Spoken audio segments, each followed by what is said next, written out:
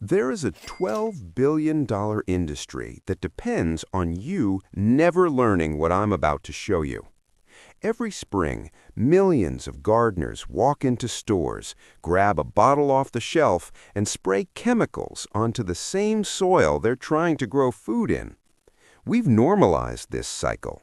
Weeds show up, we spray. They come back, we spray again, year after year. And somewhere in the background, that industry quietly collects billions, not because your problem is solved, but because it isn't. But here's the part almost nobody talks about. A few hundred miles west of Manhattan, in the farmland of Pennsylvania, there's a community that has been growing food on the same land for over 300 years without buying herbicides. Not once.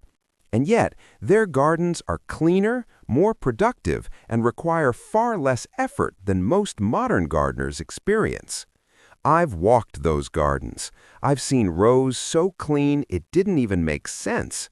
And standing there, one question kept repeating in my mind. What do they understand that the rest of us are still paying not to know? Welcome to Hidden Harvest Vault. Today, I'm going to break down exactly how these growers manage weeds step by step, without chemicals, without modern shortcuts, and without the constant battle most gardeners think is unavoidable. And stay with me until the end, because the final method I'll show you uses something you probably threw away this week, and it might completely change how you. If you're into real, practical knowledge like this, the kind that actually works, hit subscribe now. This channel is built for people who want results, not just advice. Section 1. The trap most gardeners don't see. Before we get into the methods, you need to understand something important. This isn't just about weeds, it's about dependency. The modern herbicide industry didn't grow because it solved problems permanently. It grew because it managed problems just enough to keep you coming back. Think about it logically. If a product completely eliminated weeds forever, you'd never need to buy it again. So that's not the outcome the system is built around. Instead, you get temporary control, just enough relief to bring you back next season. Now zoom out. Billions of dollars in revenue every year requires one thing. The problem must continue. Now compare that to a system that doesn't rely on products at all. That's where things start to shift. Because the growers I observed aren't fighting weeds, they're doing something very different. They're making it almost impossible for weeds to exist in the first place. And that starts underground. Section 2. The hidden problem beneath your feet. There's something sitting in your soil right now that most gardeners never think about. It's called the seed bank. And once you understand it, everything changes. In a single square foot of soil, there can be thousands, sometimes tens of thousands of weed seeds. Not from this year, not even from last year. Some of them have been sitting there for over a decade, just waiting for two signals: light and moisture. That's it. Now think about what happens when you till your soil. You take seeds that have been buried, inactive, harmless, and you give them light. You wake them up. And then 2 weeks later, you wonder why your garden explodes with weeds. For years, I thought weeds were just part of gardening. It never crossed my mind that I was the one triggering them, that the very act of preparing the soil was creating the problem. But once you see it, you can't unsee it. The cleaner your soil looks after tilling, the more weeds you just invited. That's why the first shift is simple but powerful. Stop disturbing the soil unnecessarily. Instead of flipping it over every season, build it from the top down. Add compost. Let biology do the work. Because the less you disturb the soil, the fewer seeds you activate. And that's where things start getting interesting. Section 3. Letting plants do the work for you. Now here is where this goes from interesting to almost unbelievable. Some plants don't just grow, They actively prevent other plants from growing nearby, not by chance, by chemistry.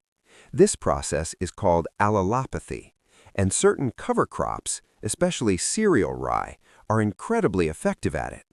When planted in the off-season, rye releases natural compounds into the soil that suppress weed germination. Not 10%, not 20%, in some cases up to 90% or more. Without spraying anything, without doing anything really, just by existing.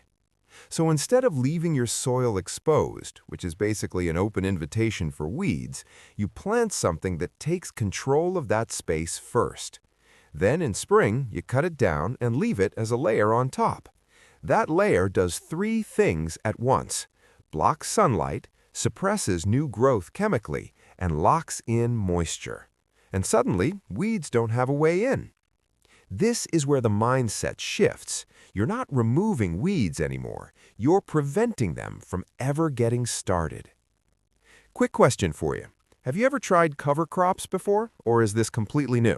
Drop a comment below. I read all of them and I want to know. Section 4. The simple trap that changes everything. This next method is one of the simplest and smartest things I've ever seen. It's called the stale seed bed, and it works like this. You prepare your soil like you're about to plant. Water it, then walk away. Within a week or so, weeds begin to sprout, thousands of them. And right when they appear, you remove them lightly before they mature. What you've just done is powerful. You allowed a wave of weeds to reveal themselves and then eliminated them before they could reproduce. That's thousands, sometimes tens of thousands of future weeds that now don't exist. Do it twice and your weed pressure drops dramatically. It's not about reacting anymore. It's about outsmarting the... Section 5. Why empty space is your real enemy. Here's something most people overlook. Weeds don't invade randomly. They fill empty space. Bare soil is an opening, and nature will always fill it. So the strategy becomes obvious. Don't leave space. Plant closer. Use ground covers. Let your crops form a canopy early. Some growers even use low-growing plants like clover to cover every inch between rows. That does three things: blocks weeds, feeds the soil, and attracts pollinators. So instead of fighting nature, you let it work for you. Section 6. The one method that changes everything. Now let's talk about the method I mentioned at the beginning, the one that feels almost too simple to be real. Cardboard. That's it. Flattened cardboard laid directly on the soil, covered with mulch. And suddenly, no light reaches the ground. And without light, seeds don't germinate. It's that simple. No chemicals, no constant maintenance, no ongoing cost. Just a physical barrier that shuts the entire system down. But here's what makes it even better. Unlike synthetic materials, cardboard breaks down naturally. As it does, it feeds the soil, supports earthworms, and improves structure. So instead of damaging your soil, it actually makes it better. And by the time it disappears, your plants have already taken over. The system has shifted in your favor. Section 7. The real lesson behind all of this. If you step back and look at everything we just covered, one thing becomes clear. This isn't about a single trick, it's a system. Every method supports the others. Don't disturb the soil, keep it covered, use plants strategically, eliminate problems early, block what you don't want. And when you combine them, weeds stop being a constant fight. They become rare. Here's what I want you to do next. Pick just one of these methods. Try it this season. Not all of them, just one. And actually observe what happens. Because once you see the difference for yourself, you won't go back.